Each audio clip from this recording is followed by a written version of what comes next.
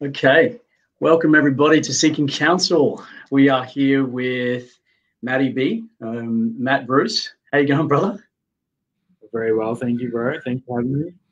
Oh, awesome to see you, man. Awesome actually to see your face. I haven't seen you since pre all this incredible COVID craziness. We saw each other in Perth at a really beautiful workshop, and you joined as a guest facilitator, and I got to see some of your genius at work, man, and some of your gifts, and I'm still sitting with the beautiful learnings that I had from what you facilitated, and we can probably get into that. But so, first time for me to see your face since then, man. It's been a minute. There's been some big things in my life, and I'm super excited to hear about the amazing things you've been up to. But bro, let's start with introductions. So people who are joining in maybe from Matt's program or from his channel, I'm Jason Blewett. I am a men's wellness coach, transformational coach, and the founder of the Primal Man Project, and lucky enough to have my brother Matt with me today. So Matt, introduction for yourself, man. What's the 30-second elevator pitch? Currently residing in Perth, doing really amazing things in the world because I've done a lot of amazing work to heal myself, and then step into my power as a male again, and then have a big impact in my community in multiple ways. And a large part of that is through my service in the Army of 10 years, and then taking that service in the Army, transition into PTSD, transition out of PTSD, and then taking all the learnings that I've had there to kind of help change the story of PTSD on a national level, actually, which is really cool. That's amazing, bro. It's really incredible. So, as I mentioned, I was exposed to your work through the facilitation that you do. Do you want to talk a little bit about what that is? I mean, we can dive into a bit more detail, but what do you tell people about the type of things that you do? Yeah, absolutely. So, I like to step into the magician aspect occasionally, and I have a big bag of tricks, and one of those is breath work, and that's where we met through breath work and me facilitating that.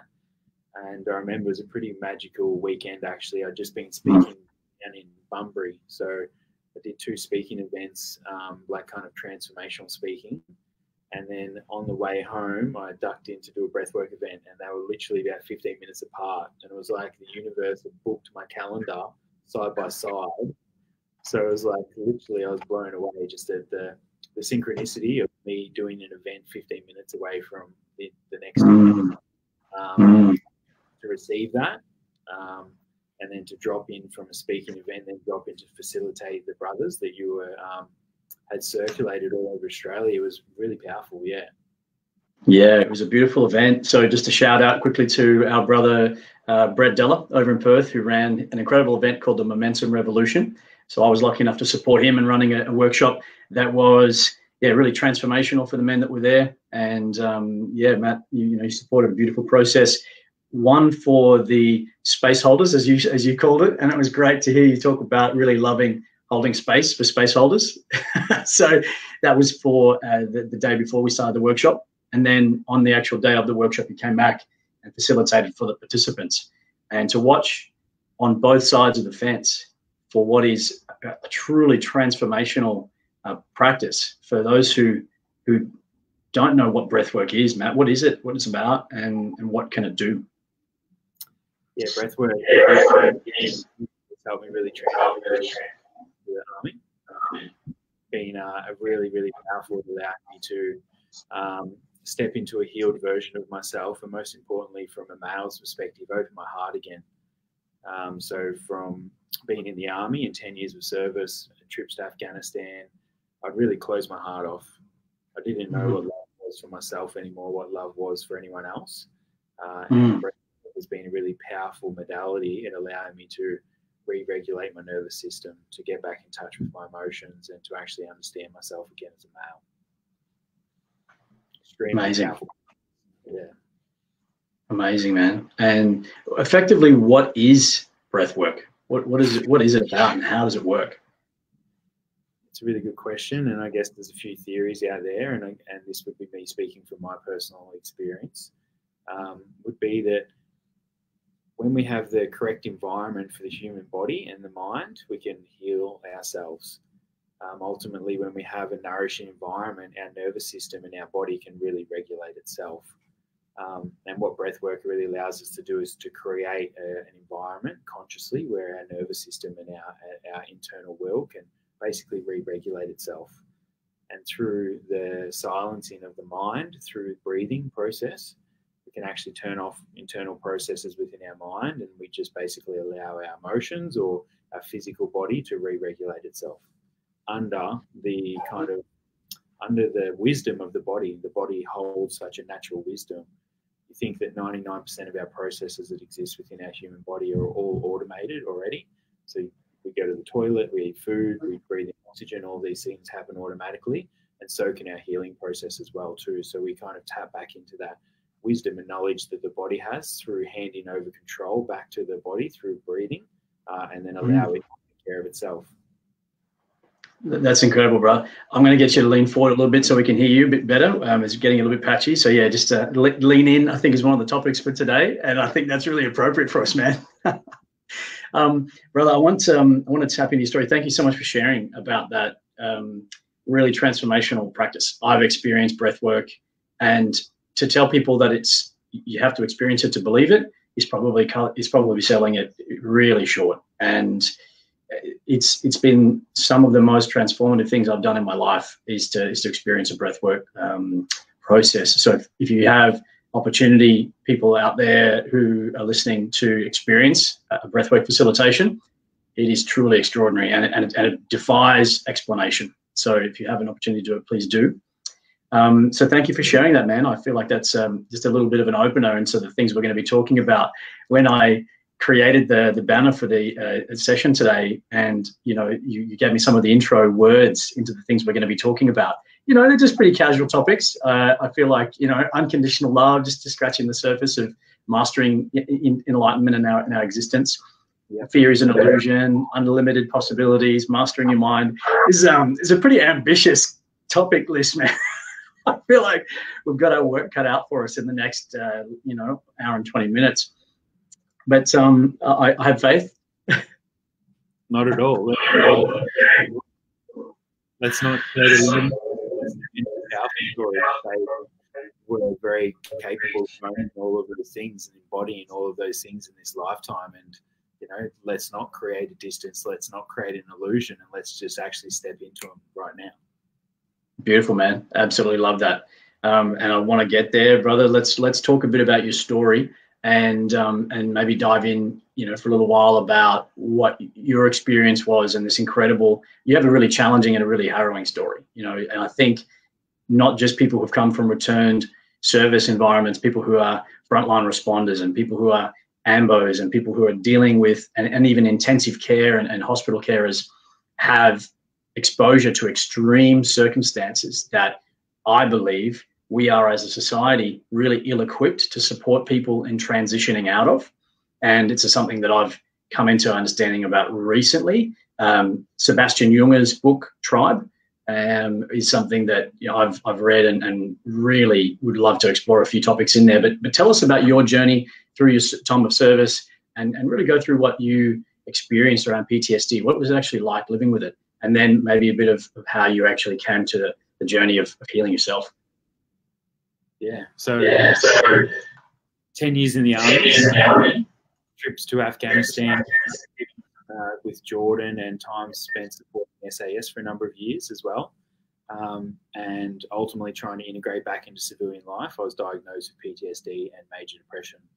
But if I think back, it all basically started when I was a young kid. I grew up in a small country town called Wangaratta. I didn't have a high level of emotional intelligence from my father. Very intelligent man, extremely amazing at business. Level of emotional intelligence, probably zero. Very good at getting angry. Very good at, smoking cigarettes or drinking beers and channeling his anger into, disconnection methods, etc. And as a young man, I looked up to him, and that's what I saw, and they were my behaviours. And vulnerability wasn't really a thing in our household. It was very the toughen up approach. And so I took that collection of emotional intelligence from my father and from my environment then as a child, and I took that into the army. And the army basically reinforced that for me as well. As a young male, I looked around to my point of references, and how I was learning from my environment, and it was very similar to my father. So the military is a very kind of masculine, unhealthy masculine environment. So taking those tools and those abilities to be able to express myself and relate to myself, and then going to Afghanistan for the first time, I didn't actually really have a very healthy version, or to have a healthy way of me expressing myself when I was faced with adversity or challenges overseas. So, that's probably a big starting point for PTSD and for my struggle, was going through rocket attacks every day, and then not having tools or ways to process that, or even having the emotional intelligence to know that I was repressing emotion, etc. So I think when I was in Afghanistan, I was rocketed 270 times in a 6-month period. Wow. And that's quite a large base, and a number of rockets coming into a large area. And then you've got extreme working conditions on top of that. So I think I worked for 13 and a half days out of a fortnight for 6 months straight. And they were 12-hour days, and probably about 50 or 60 times we would get up in the middle of the night and work through the night.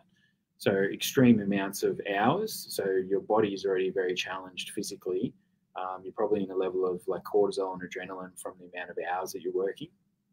And then ultimately the amount of rocket attacks that are coming in. So as a young male, I didn't really have those tools to be able to understand that I was feeling fear, and to allow that to go through my body and ways to express that. I started to emotionally repress fear on a grand scale. And after about 5 or 6 rocket attacks, I would just start laughing at them. I'd have a laugh and turn to dark humor for that particular situation. On me coming back from Afghanistan and trying to come back into normal life, I was pretty hypervigilant, but I guess so a lot of your friends, you're looking around at your mates in the unit for a point of reference of what normal is. They've all been to Afghanistan with you. So, I turned to excessive amounts of exercise, and I was training at the gym 2-3 times a day, 6 days a week. And that excessive amount of exercise was a really big out for me at that time. And I guess it was kind of keeping me sane and normal, and was basically a way of me not dealing with some of the fear and some of the stuff that I disconnected from overseas. To be honest, I probably learned a few other bad habits over there, and I was using porn as quite a clutch to disconnect from the amount of emotional repression while I was over there as well. And I think, we know how damaging porn can be as males these days in the modern world, when you're using porn as a serious vice to disconnect from, mass amounts of fear, and you're using it as a real kind of real disconnection mechanism. Really amplified that for me as a male. So then coming back from Afghanistan, I really probably struggled to integrate back into my relationship with my partner and be intimate and have a level of connection in my body, and get back to what normal was. I was then invited to go over to the SAS and work with the SAS in a similar role, so communications engineer, and that see me kind of attached to recovery and a few short notice to move squadrons. And that's pretty high stress environment. So you imagine you're very jacked up. Sorry to interrupt you, Matt. We're just getting some comments that we still can't hear, brother. So we need you to lean in again and just speak up a little into the mic, brother. Sorry to cut you off. So yeah, that's seen me really come to Perth. And I was very jacked up. I was in my nervous system. I was always sympathetic nervous system. I was always training. I was always really go. I was hypervigilant. My thoughts were always going a million miles an hour, and that was my norm. I was training in the CrossFit gym, pre-workout, training twice a day, and then I went on a deployment to Jordan. So I went to the Middle East, and I sat in an intelligence skiff for 6 months, and I was exposed to a lot of beheadings, a lot of mutilations, a lot of people being set on fire, etc. And probably with that increased burnout and not having the emotional awareness of where I was at as a young male, I really started to close down. So any level of compassion or empathy that I had with inside myself, I'd really turned off. I was basically like a robot. I had a relationship of 8 years at that time, and my ex-partner was basically asking me, "What's wrong? Are you okay?" And I'd throw out the old, "I'm fine." We all know what the word "fine" means. I really wasn't fine. I really wasn't coping. but all of the other men in my unit, or all of the other men in my life, were basically acting pretty similar to myself. I was drinking 6 or 7 cups of black coffee a day. I had a terrible hygiene. You know, I was working on other projects, and so when I come back from overseas, my partner said to me, I want to end the relationship. And I totally understand why. I was a walking around cardboard box that was hardly ever at home. I was away 10 months of the year. So as far as a relationship went, I wasn't present for my partner. I wasn't even able to emotionally feel and be there and be capable of feeling with her. So I totally really received that in this moment. But back in that time, it's very heartbreaking to receive that. I basically didn't from any level of emotional compassion or anything that I'd had, and then hopped off a plane to receive that as well too. So that really sent me into like a big spin. So I basically went down into the red for probably 2 or 3 years off that. That it started out with extreme amounts of exercise, extreme amounts of work. Once my body started to break down, it turned to drugs, to alcohol. And I really, really hit the floor pretty hard. And I guess the last 2 or 3 years has been my hero's journey coming out of that. Breath work and meditation and trips to Bali and all of the tools that I needed to do to basically transform my life and to heal myself from the trauma that I'd suffered from the army, and really get myself back into the place that I am now. And I'm flying. I'm the best I've ever been and feeling quite amazing. That's wow, man. That's an incredible story. And yeah, it's hard to imagine, I think, for the civilian population, you know, what the level of intensity and trauma and stress would be, to a point where you could actually think of rocket attacks as laughable, you know, that they didn't get close enough. There's a dark humor, you know, I hear that a lot from return service people, and you hear stories around it. What was the moment when you realized you were at rock bottom? Probably when I'd pushed my life away from me. Friends, family, was basically literally doing drugs every day of my life. I would go to a friend's house sometimes and be that addicted to drugs that I would do drugs like without them even knowing in their house. And I had basically, had self-destructed my whole entire life, and I had basically turned my outside world into what my inside world looked like. I was so dead on the inside that basically slowly my outside world just started to manifest what was going on inside here. So, yeah. And what did that look like in terms of the way that you mentioned that you had substance abuses, and you were really falling into the escapism around drugs and porn you mentioned before. How did that show up in the way that you interacted with people? Anger, massive amounts of anger, because ultimately below a person who's using drugs and who's trying to escape is a broken heart and a lot of pain, a lot of wounding. And when we can't contain that wound, we just want to project that in anger. And often we're just looking for a level of stimulation and chaos within our world to distract us from what the real wound is underneath. Yeah, wow. I relate to the unexpressed emotion translating in anger.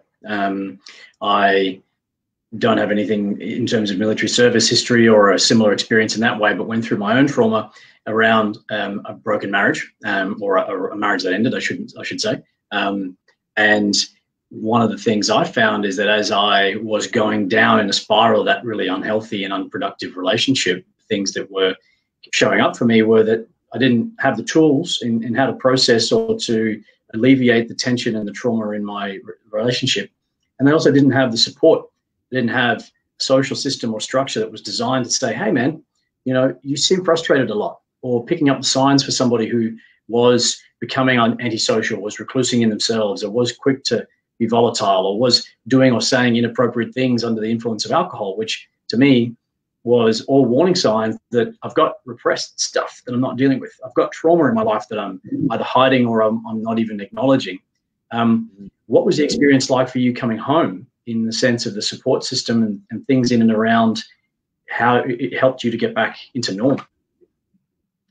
Yeah, I think the point that you were talking about is it's sad that we live in a society where we're accepting men being in destructive patterns and that we aren't actually giving them the love or the, you know, the brotherhood that they need to pull themselves out of that. But ultimately, from a military perspective, it was a bit of a tick boxing, like a box ticking exercise. You go sit in the psychologist's office and they're like, how are you today? Are you good? And then you look around at everyone else in the SAS and you're like, yeah, I'm fine. And they're like, tick, you know, this person's good. Mm-hmm. Ultimately, I, you know, went into consuming about a litre of scotch like a night, every night. And that was pretty normal. Like I remember going to do a job with the SAS where we did a 126 nautical mile boat trip off the coast of Australia. And, you know, the night before we left off the coast, I drank a litre of scotch. And then the night I got back onto land, I drank a litre of scotch. And there was soldiers that were getting that drunk that, like, they couldn't even sit on the bus on the way home. They had to lay down on the aisle in the middle of the floor. And I guess there's a lot of people in some of those places that have some demons and need some to do some work on that stuff. And alcohol was probably one of the ways that we were kind of tapping out of reality. That sounds like there's a culture within that organisation. And again, we're not going to put any disparagements on any of the servicemen that are currently in service or any of the organisations that obviously got a lot of men and women that are trying really hard to do their best. But it sounds like there was a culture in there that may have supported that. It's men in general. Let's be honest. National, it's Australia-wide.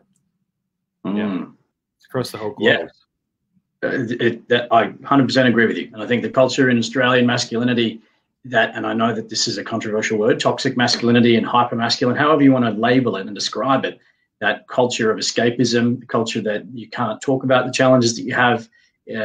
You know, I'm really, really proud to be involved in men's work and which I know you obviously are leading as well, to create a space for men to say, hey, you know what? I'm not actually okay. I'm actually really fucking struggling. And you know what? I've got some issues with substances and I've got some issues with porn. And you know what? My relationship is a bit shit right now. I'm getting angrier a lot of the time than I should. Which I know is part of the work that you do. Tell me about the community that you've created around thriving with PTSD. So we to express ourselves is because we don't feel safe. So I wanted to make a community where people with trauma could feel safe, and they could feel not isolated and not disconnected. And ultimately, that's the power of men's work. When we're standing beside our brothers, we feel safe to express ourselves. And ultimately, I wanted to create a community for a niche audience, which is PTSD, where people can feel safe to express themselves and to grow without judgment. And often when somebody is trying to grow or to go against the grain, that can be quite challenging. And society can be like, why are you changing? Why are you not drinking? Why are you doing this? And we wanted to create a container where people could actually not feel that way.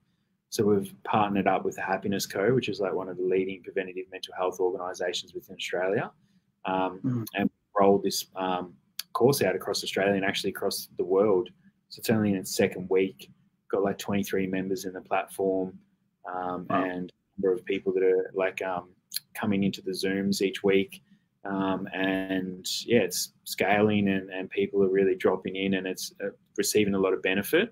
I was really blessed when we launched the program. We received like a tremendous amount of support from the traditional media. I think we're on TV, we're on multiple radio stations, we're in multiple newspapers, and we can really recognise that as a community or as within Australia as a whole, there's 12 million people. 12% of Australians would be diagnosed with PTSD at some point in their life, which is 3.5 million people. So it's a national problem. And we're just basically trying to assist. Yeah, there's a lot of trauma out there in Australia, 12% of us. Two-thirds of those people go undiagnosed. And so we're trying to create that community so people can feel safe to kind of step out of the shadows, to identify with trauma and move through it and get back to enjoying their life. That's incredible, brother. A quick shout out to Doha, who is watching from Morocco. So that's pretty exciting, talking about the work that you're doing overseas. I don't know how Doha's found our channel, but to shout out to her. Thank you, Ian, for dropping in, brother. Thank you for your support and watching. I want to ask you about the PTSD, what the condition actually means. I understand it's post-traumatic stress disorder. I understand that people experience it after a traumatic event or after a particular trauma. What are some of the telltale signs that people might be able to identify that they're actually suffering from PTSD and maybe don't even realize it? Yeah, it's difficult. Seeing it with PTSD is more of we reflect back on it and we're like, oh, we had PTSD when we're not in a survival mode. And ultimately, when we're in trauma or we're actually just trying to survive, that's ultimately what PTSD is, that we've gone into quite an extreme level of like survival mode. We've had quite a large fight or flight trigger, which we can't turn off from. And how that can look is very acute, or we can have a multiple kind of smaller, and then that basically creates like a cognitive pattern. And basically both of those things can end up in a form of PTSD, one being PTSD or one being complex PTSD. And PTSD is basically your nervous system being jacked up and your mind being very hypervigilant, and you're looking outwards. There's also a lot of other symptoms such as like being closed off emotionally numbed, even putting yourself into dangerous situations and trying to nearly put yourself into deadly situations to try and feel alive. So there's some symptoms that show up, but yeah, ultimately that's some of the main ones. In reflection, I touch a little bit on the challenges that I've gone through in my life. When I had a really traumatic period where my ex-wife attempted suicide, and I was the first responder. And during that period, I had a young son who was 2 years old, I think, at the time. And I went on to then have a series of, we separated, and I had a series of relationships afterwards, which were very quick succession. And they were pretty combative, pretty unhealthy relationships. And after my second partner, which was almost 2 years after I experienced my ex-wife's attempted suicide, I remember I had a really long period of memory lapse, meaning I spoke to my ex-partner about doing something. We used to have shisha, so Arabic tobacco, hookah, the pipes. Yeah. And, after we'd broken up, I said, look, let's have a coffee and we can have some shisha. We're out of our old times. Have you ever had shisha before? She said to me, Jay, we smoked shisha every Saturday night for the entire 6 months that we were together. Mm. So I had blanked one of the most common recreational activities with a long-term partner, more than 2.5 years after the period of trauma. And from my guess in around the things that I was experiencing, I probably had a form of PTSD at some point. Yeah, 100%. Yeah, 100%.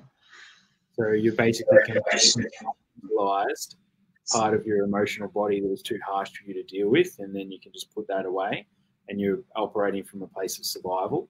And it's not until your environment becomes stable enough, or you become relaxed and calm enough, that then your nervous system can actually start to reprocess those things.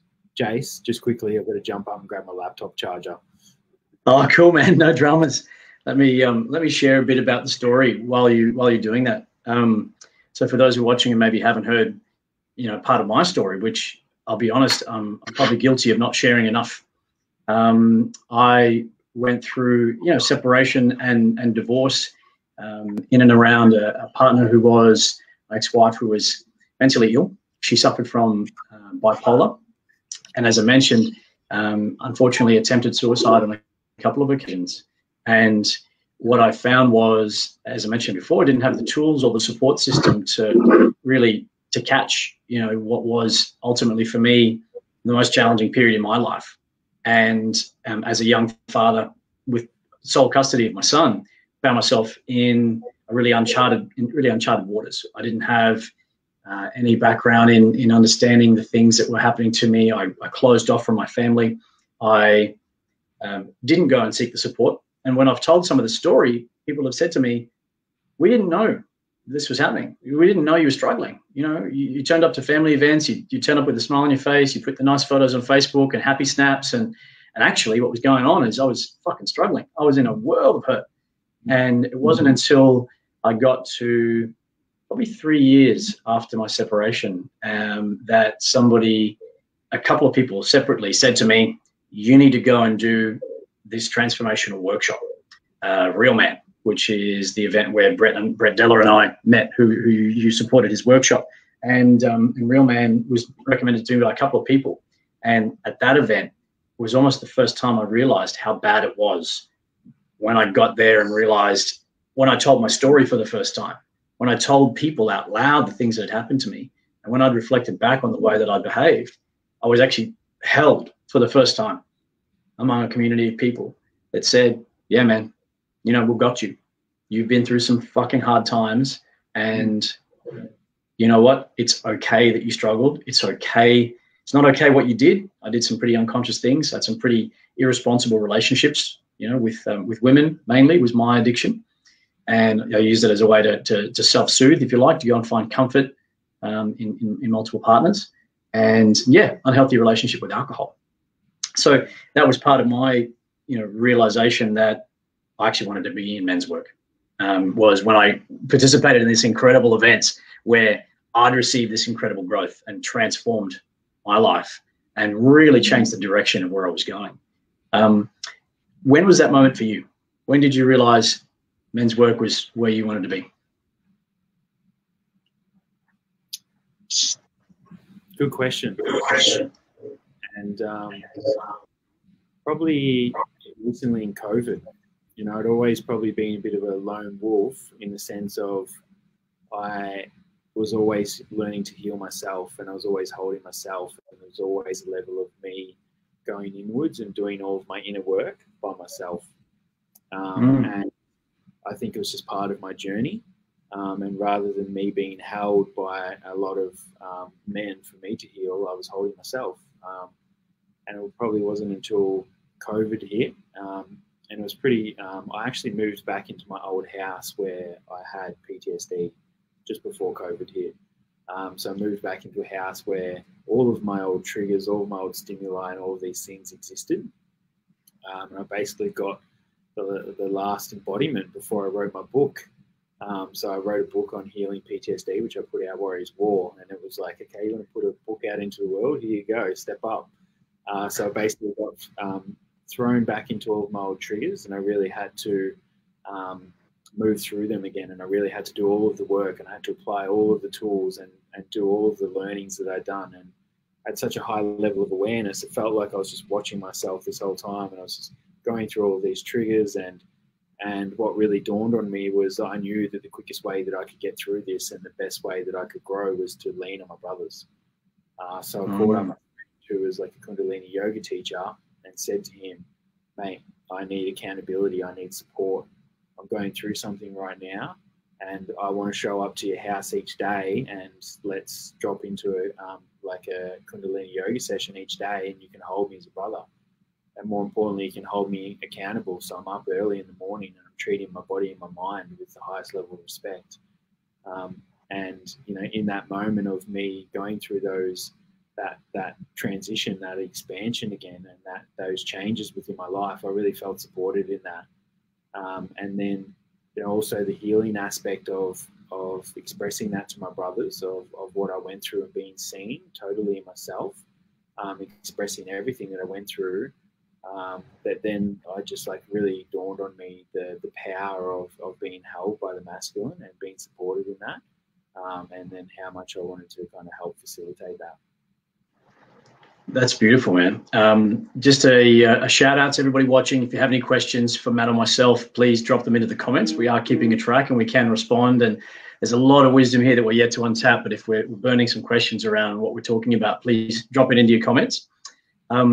That's incredible, Matt. It's amazing how many stories I've heard, myself included, of people who've stepped into their calling during COVID, because you and I met prior to COVID, and I don't know whether you were working full time in the men's workspace, but it sounds like you've really catapulted into this arena since then, and so I'm really grateful that COVID's had that impact on so many lives. It sounds like, you know, you and I are in a similar boat around that. That's beautiful, man. So I want to ask you a question, man. When we talked about the topics you wanted to cover, mastering your mind, was the first thing you said. Tell me what that means to you, and how your journey is related to that. Yeah, controlling your mind is everything. Every single one of those points beyond mastering your mind are all related to mastering your mind. Unconditional love, unlimited possibilities, all of those things are how we can actually master our mind. And when you have severe levels of PTSD, your mind can play a lot of tricks on you. It can basically be addicted to emotion. So whether it's like cortisol or adrenaline or facing outwards or maintaining a certain level of anger within your body, your mind can be so ingrained in the way that it's thinking that it's very hard for you to retrain it and basically redevelop neural pathways and new cognitive patterns, and also cognitive and neural pathways into your body, so you can actually be more aware of what's going on within your physical body. So mastering your mind to heal yourself from PTSD is everything, because ultimately your mind is what's creating your environment externally and internally. And when you can actually control your mind, you can actually create an environment that's conducive of healing. If you cannot turn off your own cortisol and turn off your own adrenaline production within your own body, you're never going to heal from PTSD. Wow. I completely agree. And I think that any journey towards self-improvement needs to start with a decision, which comes from the mind, which needs to start with an awareness that something's wrong, which starts with the mind. And while I have a really big belief that body, in a lot of ways, is actually the lever that needs to be shifted in order for any change to happen in anything around ourselves, I think it's the most powerful lever that I've used in my personal growth journey. I started with the body, but it was after I'd made a decision mentally that something was wrong and needed to change. So I completely support what you're saying around it all starting from, the mind, which then manifests outward. For those who are maybe starting on their journey to really understanding how to master their mind, what are some practical strategies that you can give now to say quietening the mind and mastering a positive mental hygiene? Yeah, so answer, which is meditation. But beyond that is understanding how the mind works. And, meditation is the opposite of the modern society. So modern society is keeping us active, and we're moving at quite an amazing pace throughout life these days. So if you think about meditation, it's the opposite of that. So the mind is going to resist that. The mind's not going to want to sit down. The mind's going to want to say, oh, I don't know if I'm good at meditation. I don't know if I did it right. This isn't for me. I didn't get a massive big sugar rush or a big instant reward out of it. So why would I do this when I could watch Netflix? So actually understand the nature of our reward system and the way that the mind works, we can actually see that it's trying to tap us out of what's good for us. So we can actually say, all right, mind, I see that you're trying to tap me out of meditation, but I know what you're up to, and I'm not going to play those games. And once we also understand how the mind, the reward system works, we can actually tap into that from a meditation perspective. We can say, all right, I love meditation. Meditation is amazing. I'm so good at meditation. And once we finish that meditation, regardless of our experience, all we got to say is that I love that. That was so good for us. We attach a positive reward to it, a positive emotion, and then instantly we've just hacked our brain to actually lean into an area of itself that is good for us that we don't want to most of the time. Yeah, that's beautiful, man. And a great reminder for myself, who firmly believes in the power of meditation, 100% understands what it, well, not 100% understands, but very close to, 100% understands and believes in what it is. I still don't have a flawless daily meditation practice. I can't say I do it every day. I do it probably 80% of the time. And when I do it, and I do it consistently, I notice life is better. And I know there are so many people who will tell you meditation's amazing, and just ad nauseum, how many people tell you how incredible meditation is. So I think the benefits of it are really clear. What I think my own personal struggle has been is motivation to do it consistently. What's been your single biggest hack around being consistent in your meditation practice? Well, it's a non-negotiable. Yeah, literally, that's it. The line in the sand that said meditation is it. Like, that's it. I make space for it in my life, like every single day, regardless. And then also I know that it's a big red alert when I'm getting pulled out of. So if I ever find a day that I don't want to meditate, I'm asking myself why. Because that's a really, really big indication of why wouldn't you want to do something that's good for you? Why wouldn't you want to be your best version of yourself? Why wouldn't you actually want to go into the meditation practice? And what's below that? Often when we're not meditating is actually a really big red flag of us actually normally self-sabotaging or trying to tap out of something that's trying to come through us that we're not aware of. Wow. That's a really powerful learning for me, man. I'm just sitting in some awareness around what that means for myself. Okay. Note to self, take that offline and have a sit with that. Beautiful wisdom. Thank you, brother. The theme of unconditional love, I'm going to segue here a little, came up for me in the last few weeks, and it's coming up as a consistent theme in the work that I'm doing on myself. One of my big challenges at the moment is really focusing on loving my partner unconditionally, loving family and people around me. And I did a live today, and thank you for dropping in. And I saw that you did see that. What is unconditional love for you, and what insights can you offer around it? I think ultimately our nature is to be unconditional love when we're residing from the heart intelligence, and when we're operating from a place of heart, we want to be unconditional in the way that we give things. And it's not until we actually come from our heart up into our mind that then we actually create a duality. And in that duality that we create from here to here, then that's actually where we create like a level of separation. And then we're not actually unconditional in the way that we're seeing the world, because we're not viewing it, and we're not operating from a place of being unconditional. When we're in the mind exists to have conditions, to have labels, to have strategies, to have all of these things. So all of the ability to be unconditional comes from here, and it's quite natural. And basically when we live from here and we have a life where we're very in our mind, we can't operate from the place of not being unconditional. Does that make sense? In the sense that it does, man. That's beautiful. That's beautiful wisdom. And you know what? I know that intellectually. I've known that before you've said that to me, but that's just popped for me. That the more I'm in my head, the less I can have unconditional love. And I'm guilty of it. I'm a very analytical person, and I like to analyze situations. And ultimately, it's for me about separation. If I see myself as separate from someone else, I'm in judgment, I'm in ego, I'm wanting an exchange.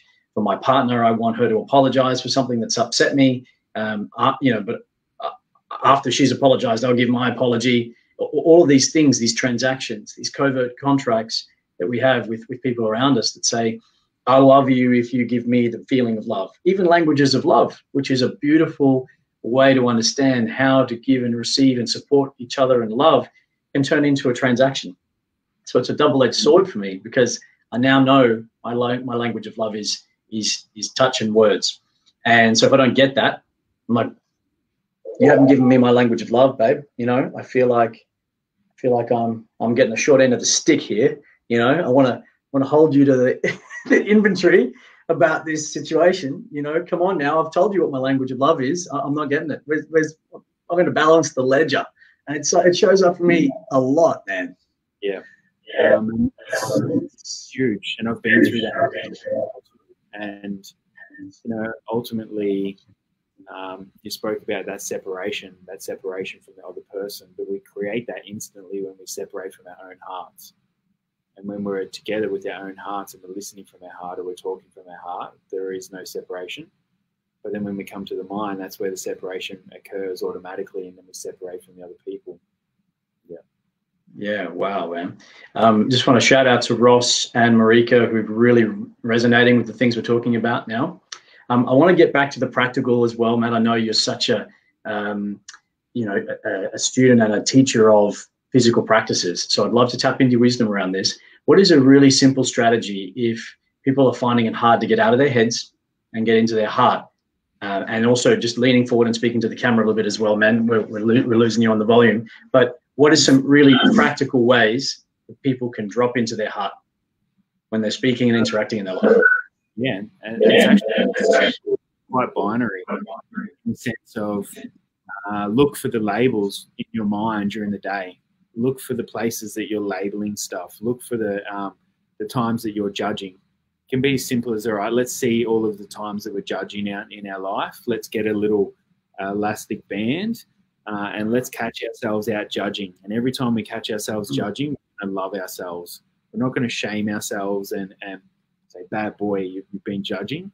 You're just going to come back to love. And you're going to say, I see that I'm judging, but I choose love. I see that I'm judging, but I choose love. I see that I'm judging, but I choose love. And you can actually start to recondition that label, that existence, that process that exists within our mind. Then you can go to comparison. And you can go to all of these different processes that are just basically have been running in our mind for many years that served us at some point in our life.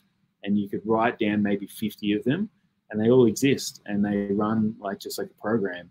But we can move through them, we can step through them. And once we can remove all of those labels, all of those processes that exist that we basically go to, and they don't exist anymore, we have basically silence. You know, the mind doesn't even need to come in and judge.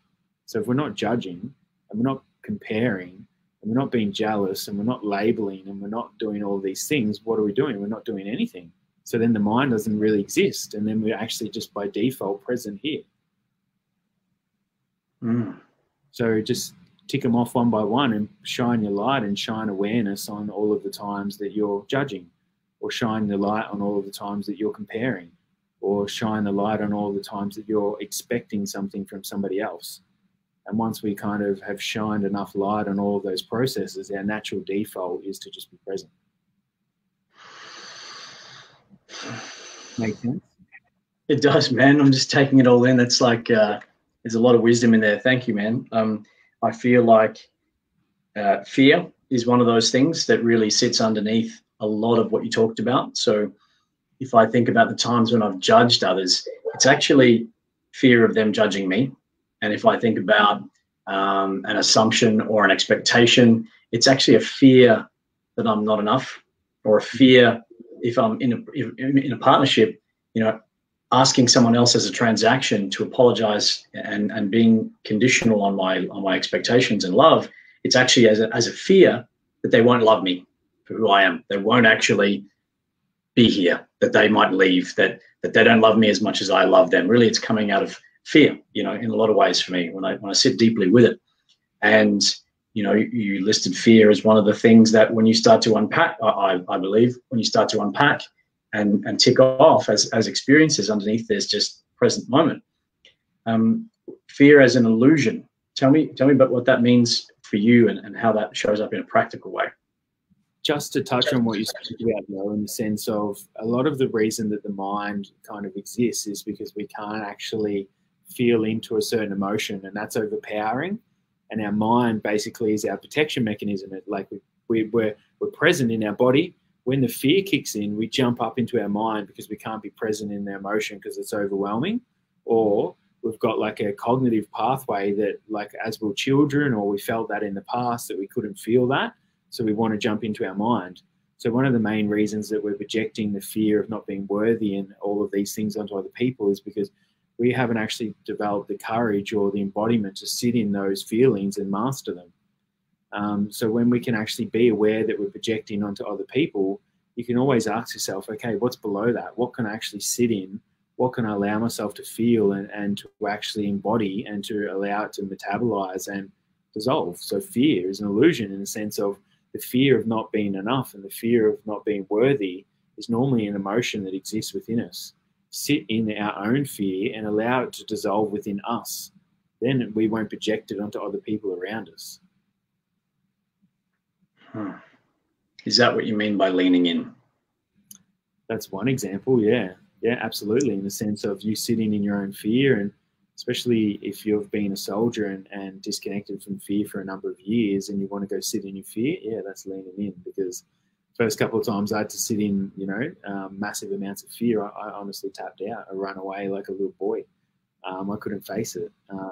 But on the third time, I sat in it a bit longer and I had enough courage to just sit in a lot of fear, yeah. So by you sitting in your fear and having the the commitment and the courage to like lean into some of those difficult places within your body, then ultimately, yeah, you can allow that to be metabolized and kind of dissolve. And what is it for you? What is that fear for you? What was it? I think ultimately, like a big fear of not being loved and not being worthy. You know, we have. Oh, I had quite a strong heart wound as a young boy, that the way that I was showing up in my family, that I wasn't accepted. And, you know, a lot of people have this core wound, and I wasn't accepted in the way that I was showing up. My father was like, you know, you're not good enough, or you're being a bad boy, or I'm going to, you know, so you're doing it wrong. That's not you. And ultimately the playful nature, the fun nature that we have as children isn't normally accepted in today's society. So when we're not accepted for who we are, we feel, okay, well, I'm sick of getting hurt. I'm sick of being upset for being myself. I'm going to change the way that I am. So we close ourselves down to a certain perspective, and then we project this vision of ourselves out into the world, this mask of a way that we need to be seen and the way that we need to show up. So we stop getting hurt. And then that is our identity. That's our persona. And then that's what we're creating out into the world. So when you can sit in enough stillness, you can kind of like, you know, you can kill that identity, you can kill that persona that we've been actually covering our hearts with for many years, and allow that wound to open up, and then kind of live in our truth with an open heart, and to be more present in our heart, and stop that those stories playing out.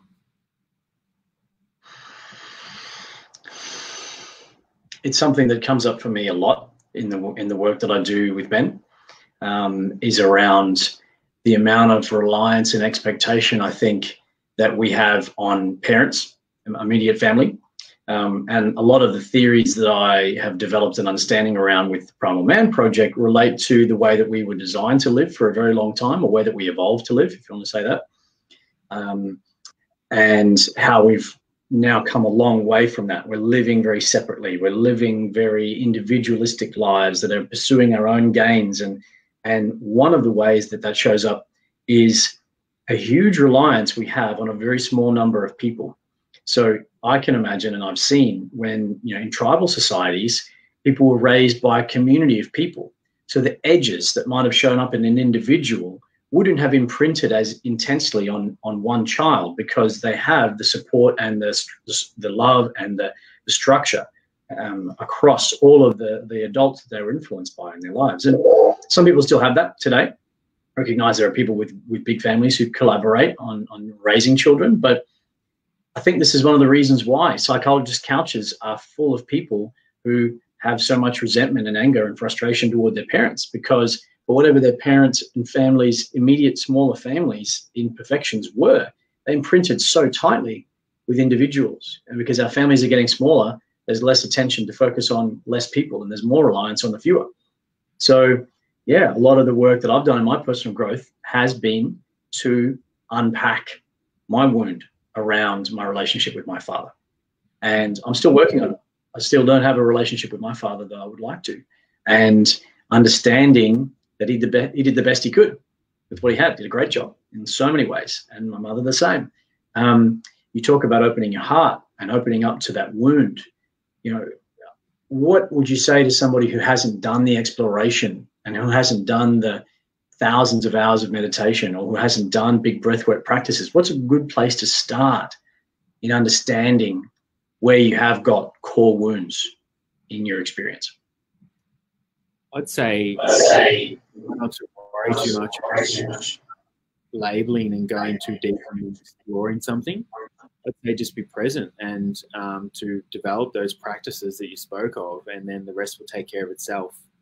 If we're focusing too much on what our wound is, or is it this wound, or is it that wound, or where is it, or we're looking under this piece of paper for our wound, is that it over there, then that can become like a story within our mind that we're always looking, and we're actually tapping ourselves out of the present moment or the emotions that we're feeling. So by just meditating and doing breath work and being present in our emotions, you'll get to your wound eventually. But if we're looking for it and labeling it, that's actually kind of a trick of the ego, and that can actually kind of tap us out of actually finding it. Yeah, wow. I've experienced both sides of that. I've done a really powerful breathwork session that uncovered an incredibly deep wound, and really helped me to release and move on from that. But then I also have told my story about my experience with, an ex-partner who had mental illness. By being a single dad, that was a big one for me. I wore that before I did a lot of the work on personal growth. I wore that martyr tag with a badge of honor. That was a story, a label I'd put on myself, that I'm a single dad. And, I'd use every opportunity to convey the fact that I was a single dad and seek the sympathy that I was looking for from the outside world. So, even as I started to understand my difficulty and started to understand my struggle, it became a label. And I attached it to myself, and wore it. So, yeah, I relate to a lot of what you're saying. I want to throw a question. Marika is saying, and we're going to go back to the topic of fear. When you say sitting in your fear, what do you mean? So I guess on my evolution, I created a certain level of stillness where, I could feel an emotion within my body. And that emotion was fear. And repressing a lot of fear through the army, that ultimately, by me actually allowing myself to tap into all of that repressed fear, it was like a big reservoir of fear, like a big volcano. So I literally had to just sit in meditation and sit in an abundance of fear, to sit in that emotion and just allow yourself to be present in it. But it doesn't necessarily have to be fear. It can be any emotion. It can be betrayal or heartache or, overwhelm or any like intense emotion that we're feeling in our process, to sit in that and to find kind of a level of acceptance and integration. Especially anger is one of those ones as well too, often on this journey, that we can kind of disconnect from anger and we can disconnect from those emotions and not want to sit in them and not be present of them and kind of see them as something that's external to us. And when we take the time to sit in every single one of those emotions, including fear, it actually transforms. I relate to that a lot. I was working with a coaching client of mine today, who had a really challenging breakup, and he experienced it really deeply. He put a lot of attachment and connection onto the success of this relationship, and what he was presenting with was a lot of anger. Still, it's been a number of years, and he's done a lot of work on this, so credit to him. What I wanted him to do was actually to sit in what was behind that anger, which was the fear.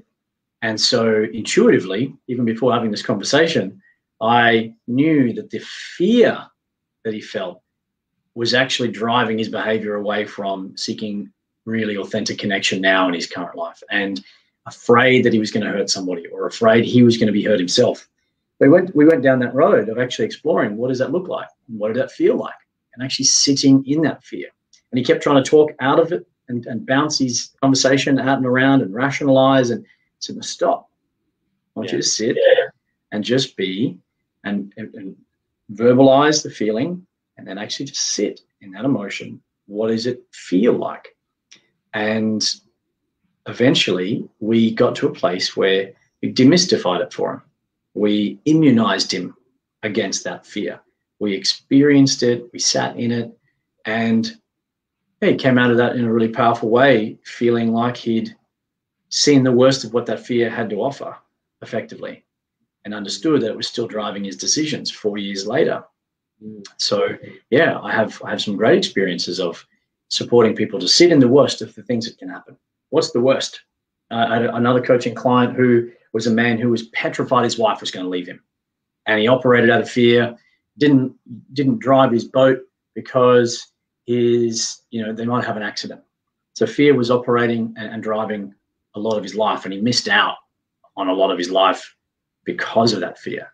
And again, we went through a really deep meditative practice in a coaching call via Zoom. So the wonders of technology, where we really just steeped in it. And I just got him to close his eyes. And this is just, I guess, supporting Marika as an answer of her question. How do you sit in fear? Taking yourself, and guided is really powerful, I find. And I'm sure you probably agree, Matt, that you do this work, guiding others, guiding these two men in these different situations into the pit of the belly of that fear.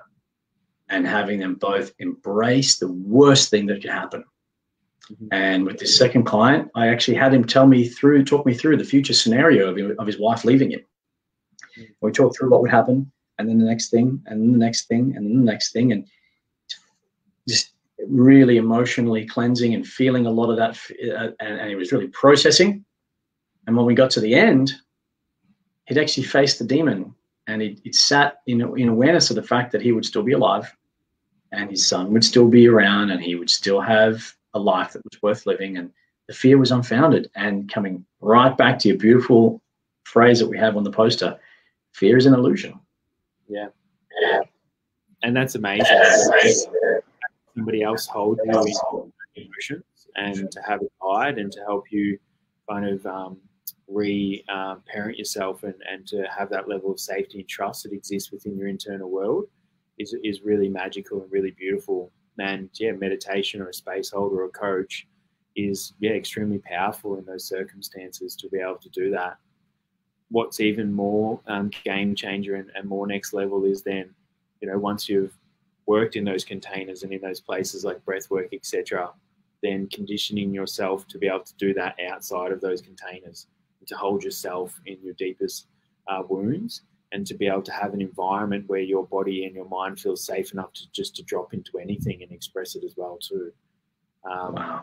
Really, really cool example of that is after I launched my book. So massive, like 2 weeks of just like TV, news, all of these things. And then the day later, I basically jumped into this massive heart wound, huge. It was like rejection. And it's quite the contrast for me to go from the book launch into processing an emotional wound. And I think it's got to do with just how big this book was for me, and how much time and effort and all of the creation I'd put into it. And I basically sat on my couch and had like a 3-hour cry, literally, and I just held myself, and I was there for myself, and I just comforted myself, and just really was fully there and just fully present in whatever it was. And I didn't allow the stories to come up, and I didn't tap out of it, and didn't run away, and I just fully allowed this huge emotion to just shift through me. And then I got up and I was fine. I walked away, and I had a beautiful cry. I didn't shame myself. I didn't judge myself. I didn't really kind of give it too much of a name or a label or try to, understand it or explain it. It just was. And then I had the vulnerability and the courage to express that to my co-workers. Like the next day, they're like, "How's your day?" I'm like, "Ooh, I had the biggest cry last night. Something really big wanted to come out of me." And that's the end goal, that we can be so safe and so held within our own container that we can just allow our own full expression of emotion to come through us, and to hold that in ourselves, and to not project it onto anyone else, or to put expectations on us that we need somebody else just to be. Because when we can just be with emotions, we're just being, we're a human being.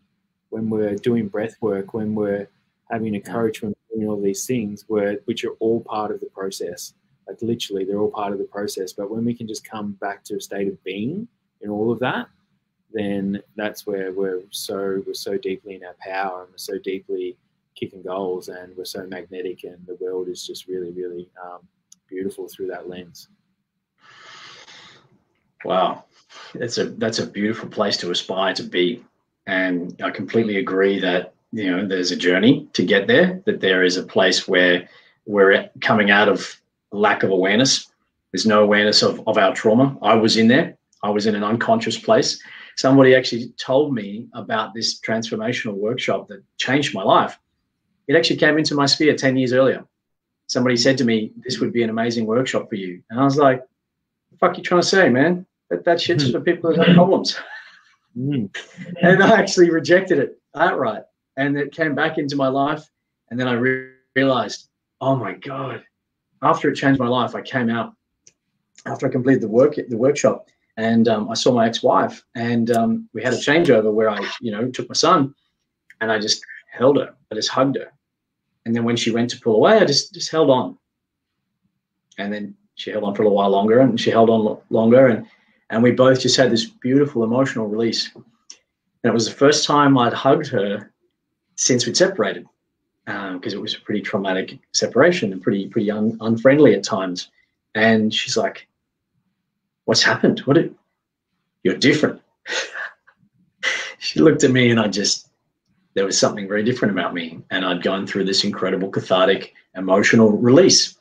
And it was in the container of men supporting and holding me in the things that I'd experienced in my life, seeing and being supportive to other men who experienced far more traumatic things than I did. But to be held and respected in the things that I had gone through was a life-changing event for me. And I could not have imagined getting to a place of being that I am now anywhere close without having been held in that container. And then to move to a place where I'm now supporting men, you know, one-on-one, and also in those workshops. So I now volunteer as often as they'll have me at that workshop, at the Real Men workshops, and I crew there. And it's the time that it's the time when I feel my cup is most full, is when I'm in the presence of my family, first and foremost, my partner, my beautiful partner, Beth, and my son, Micah. That's first. Very, very close second is in men's work and in a really powerful process, or in a really intense environment where people are pushing outside of their edges, outside of their boundaries. So holding people in that. And then in one-on-one coaching, you know, I found that I had a lot of stories about whether I was going to be able to achieve great results with people when I started doing coaching one-on-one. Oh, so many stories. And I'd love to hear your thoughts on this. I needed to get another piece of paper. I needed to get another training course. I needed to have my body fat below 15%. I needed to drive this car. I needed to live in this neighborhood before I'd be worthy of being a coach. And, you know, even when I was running men's groups, even when I was running men's circles, I was still in the circle telling you, men, I'm not enough. I don't feel enough to lead you all. I don't feel enough to hold this space for you. And consistently told and held in that space, saying, that's exactly why you're in the seat. Yeah, and thank you, brother. I can really relate to those things. And I went to my men's group this week, so every week for about the last 2 years, I go to a men's meetup every Wednesday morning. Beautiful. Power of that is huge, goes beyond any catch up. It's helped me be the man that I am today.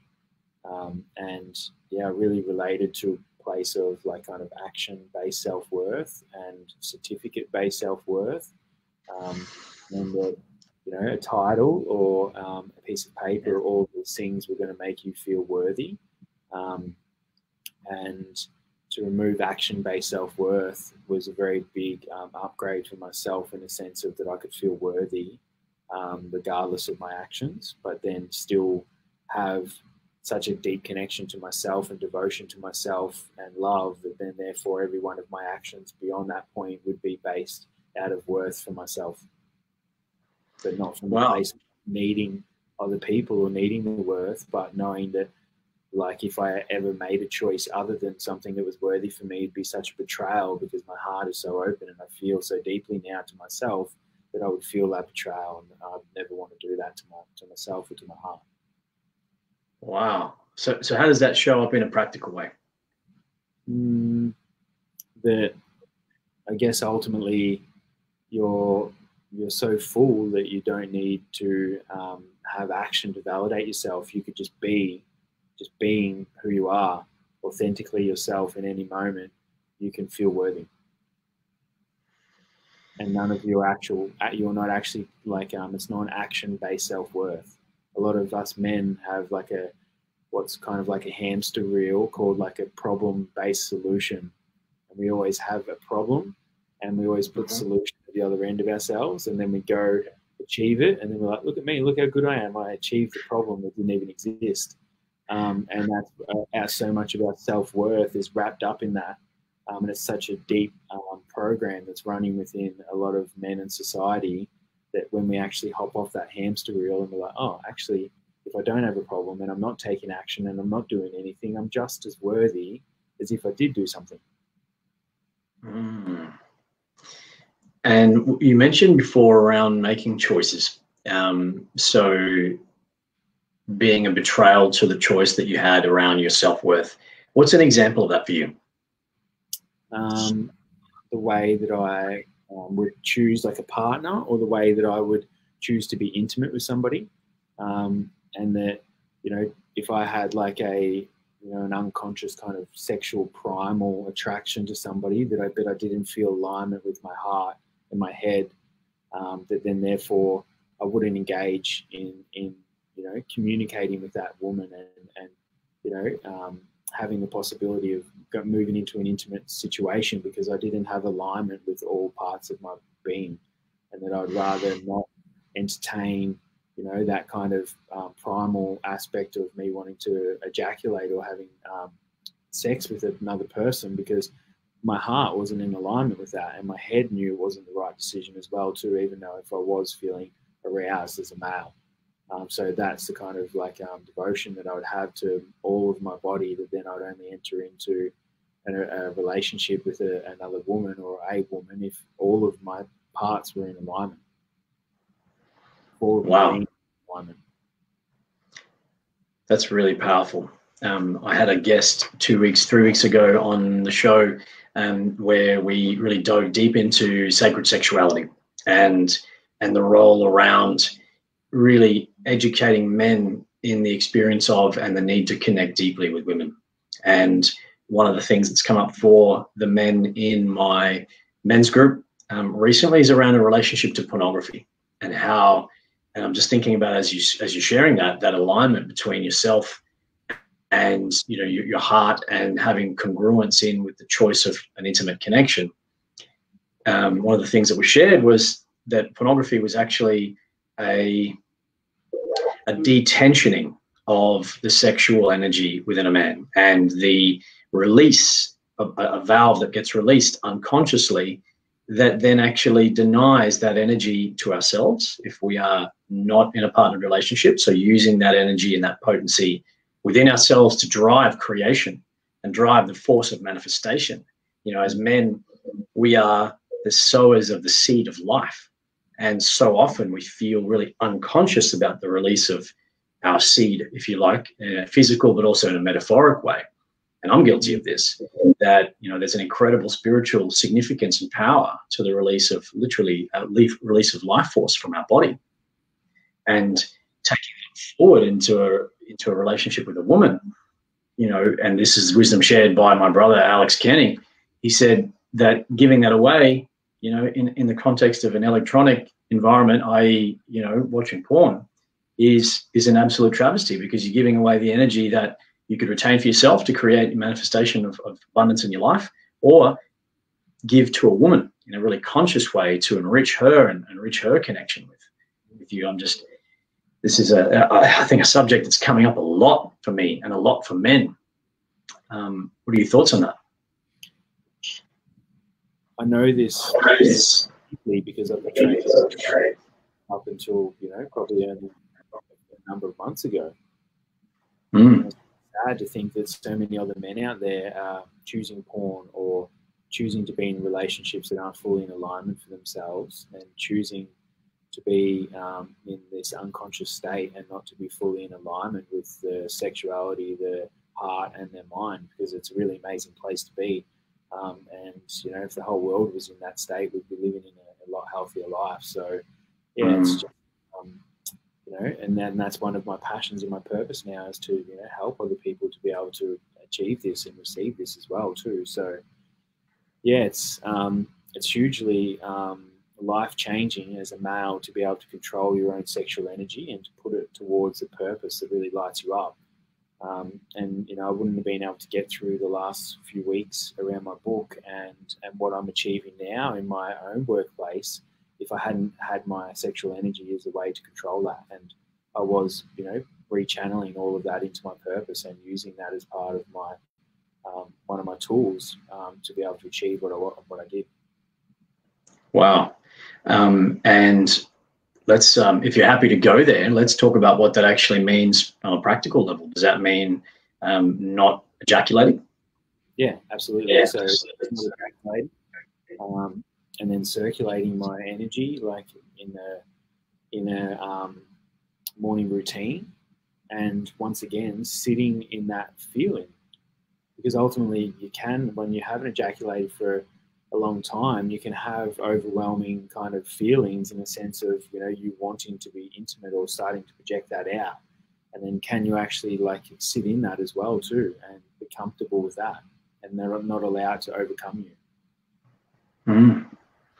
So on a practical level, my understanding of this, and I'm not an expert, to correct me here if I'm off track here, but actually squeezing in your pelvic floor as a man, so the muscle that stops us from urinating when you are ready to ejaculate, or when you get to a point of climax, and actually squeezing that to the point where it stops ejaculate coming out. Is that the process that? Yeah. So if you are looking to still have an orgasm without ejaculating, that's the practice of you squeezing your PC. Yeah. So you're I can't remember the correct name for it, but you can actually have an orgasm without ejaculating. Yeah. And then you can kind of allow your energy to kind of circulate throughout your body as well too. So I've huge area of like conversation, and I've actually just invested $10,000 into a 6-month container. So I'll give a little shout out here to the new Paradigm Intimacy Sexual Leadership course. And I've just spent $1,000 on dropping into the container to explore all that stuff further.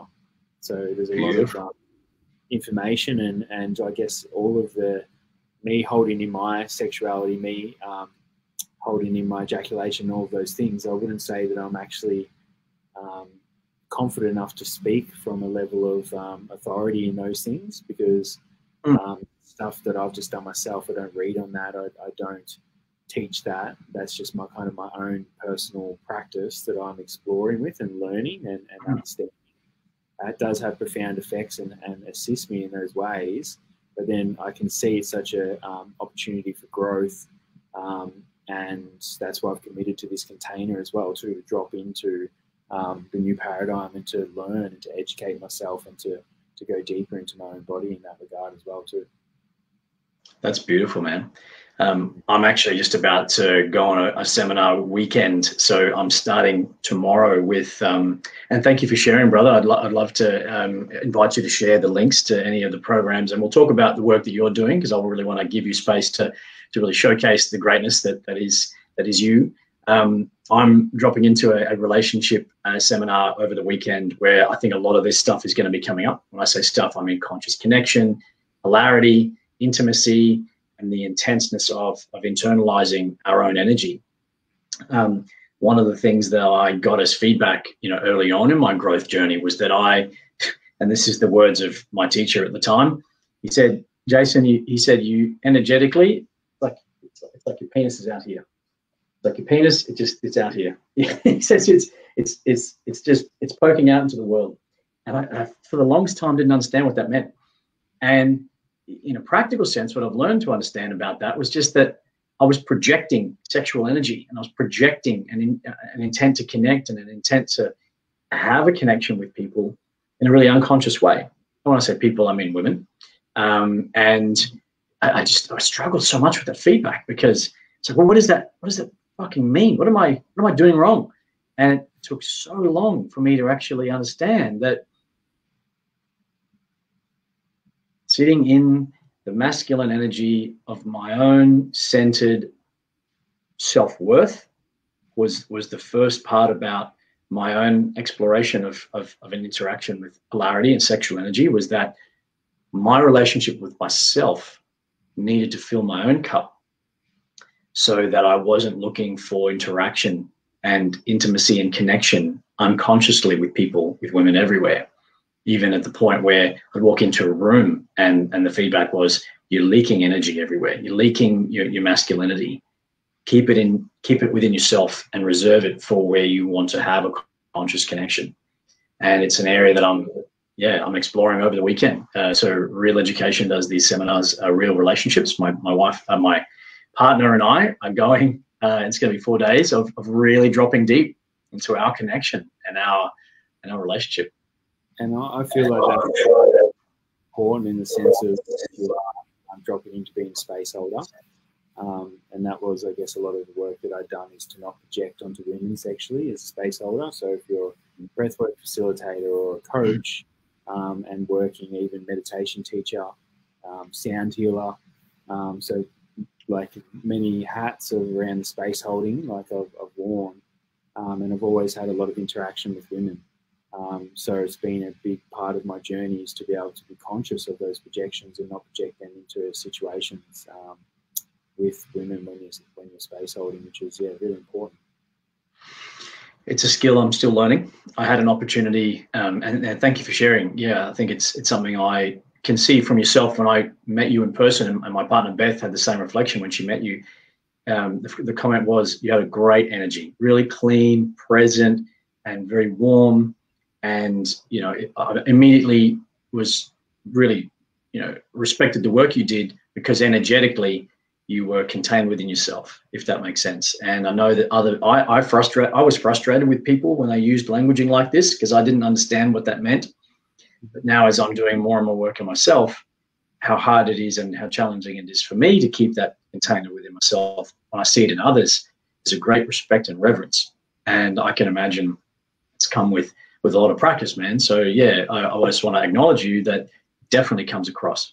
Your energy that you held in that space was really centered and very beautiful, man. Thank you. I received that, brother.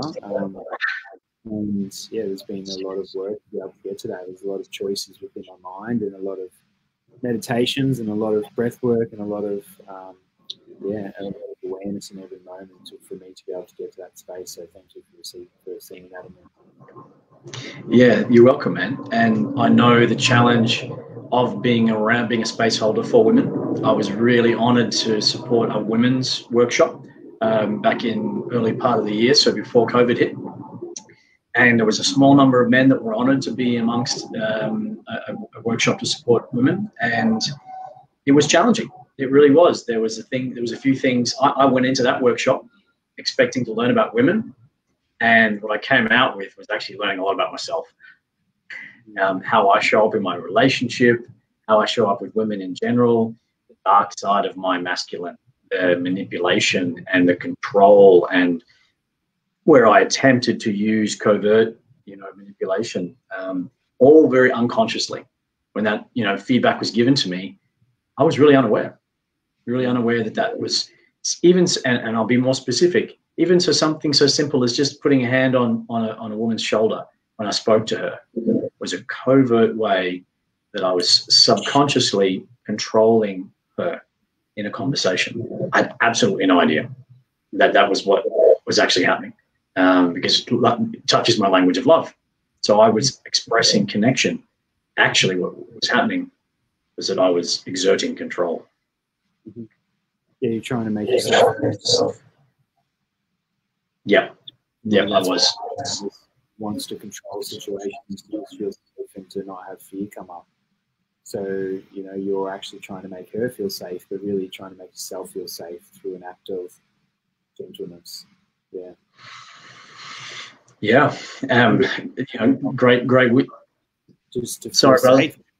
Yeah, you're just trying to feel safe as a person, which is beautiful. And when we can be consciously aware that all we're trying to do is make our environment as safe as possible, but that's okay. And that's the nature of the mind. And give it love and give it gentleness when we do catch ourselves doing that. Yeah, man. And look, thank you for sharing that. And I agree. It was really about me trying to contain, to hold space, what I thought was holding space. But again, part of my growth and learning in and around being a space holder, as I asked my son, Micah, asked me what he's like, holding space. Dad, look at it. It's so heavy. I've got it here in my hands. The space is so big, Dad. I'm holding so much space.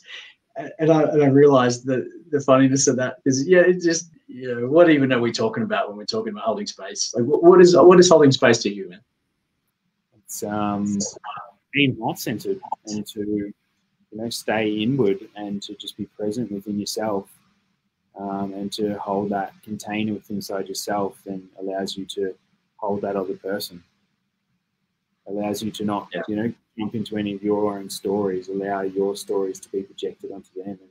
And when you can hold that internal place within inside yourself, you're then just there being the witness and the presence for what that person is going through. That's beautiful, man. I've never heard of it described that way. You know, I think to when someone asked me for a definition of what that meant, I went to the practical side of things.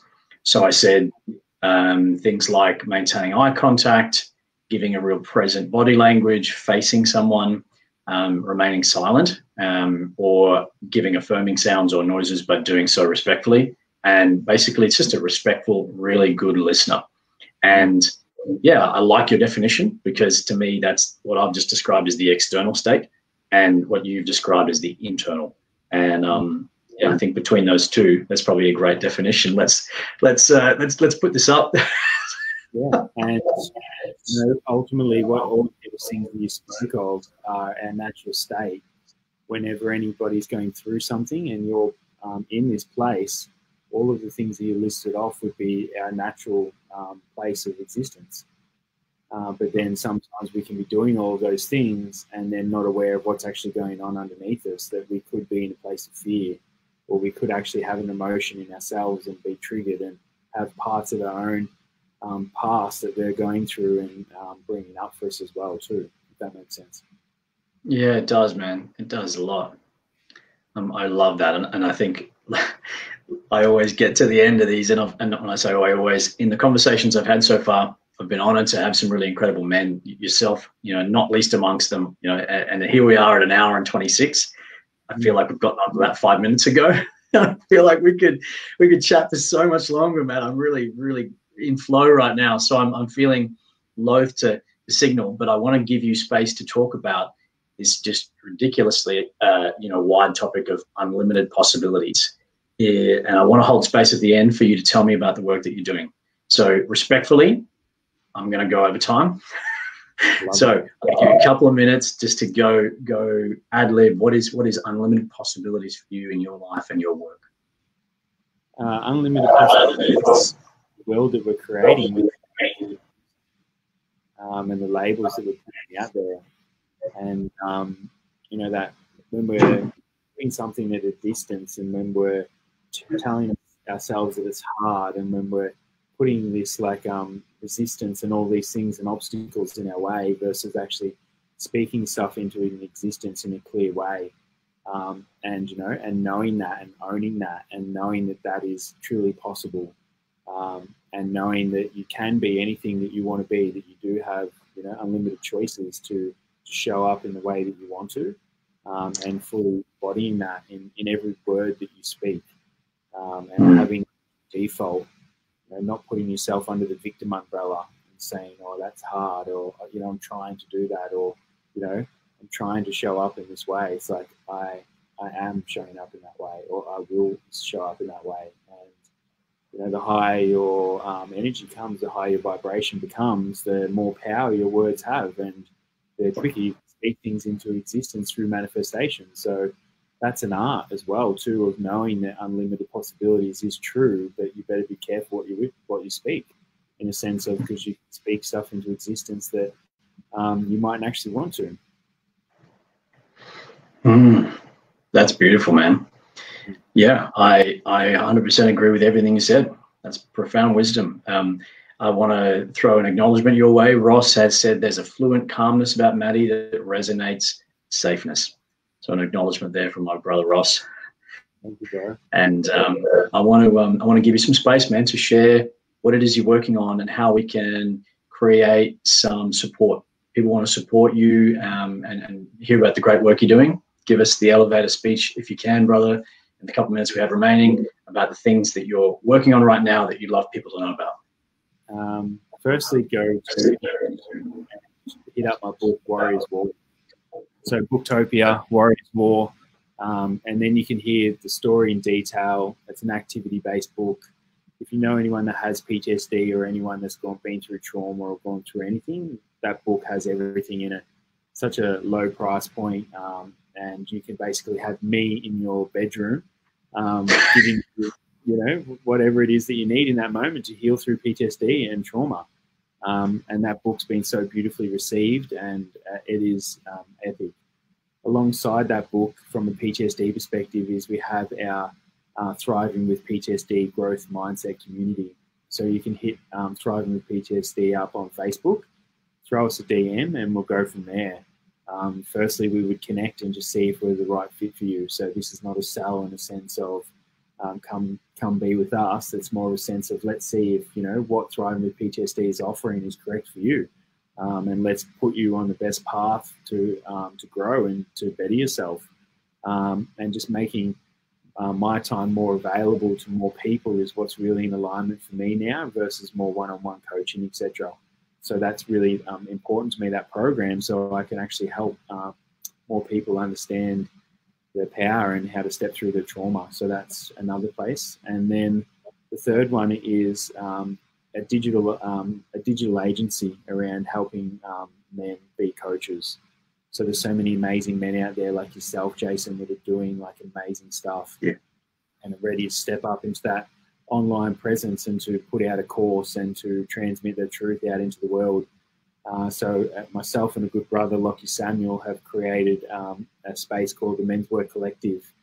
The Men's Work Collective is basically helping coaches come from where they are in their community to amplifying their message, and then delivering that in a really kind of scalable technical solution where they get like a technical income at the other end, where they have this opportunity to make money, to engage in their community and to really make an impact by letting us handle all of the stuff that lights us up. So technology, when it's in a really efficient way, it really lights me up. It really fills me up to be able to do that and to help people.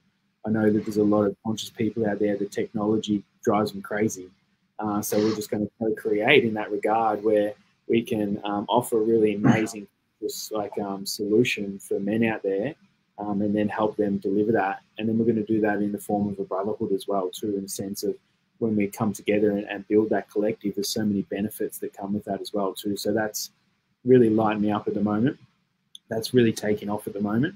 We've got amazing buy-in all over the world at the moment. So we have Bali, Brisbane, New Zealand, Mexico, Perth, big, amazing coaches with, 50,000 followers that are jumping on board this Men's Work Collective, and allowing us to take care of the technical side for them, and allowing us to manifest, allowing us to advertise for them, allowing us to increase their funnel, allowing us to do heaps of magic. So yeah, it's really powerful space for the Men's Work Collective and to help the world speed up their healing. That's so powerful, man. Thank you so much for sharing those. So just in case we had some audio breakups, we're going to put the links to your book, as well as Thriving with PTSD, as well as Men's Work Collective. Please tell me again the title of your book. We were breaking up a bit there. Warriors War. Warriors War. Beautiful. And Booktopia is the best place to grab that. Yep. Fantastic, man. So proud of you, brother. It's such an incredible journey that we've both been on in the last 6 months. If you'll stick with me for a few more minutes, men and women, I'm going to share a bit about what we're doing in Primal Man Project really quickly, so we can support the work that we're doing, and then we'll close out for the evening. So Primal Man Project, since I saw you last, we started running men's circles, which we run every Sunday, and once a month we do in-person circles around a fire. And it's an incredible space that we create for men and have beautiful atmospheric nights that are really powerful and connected, and create ceremony that brings men back into what I believe we were designed to be. So that's been a beautiful thing that I've helped to create.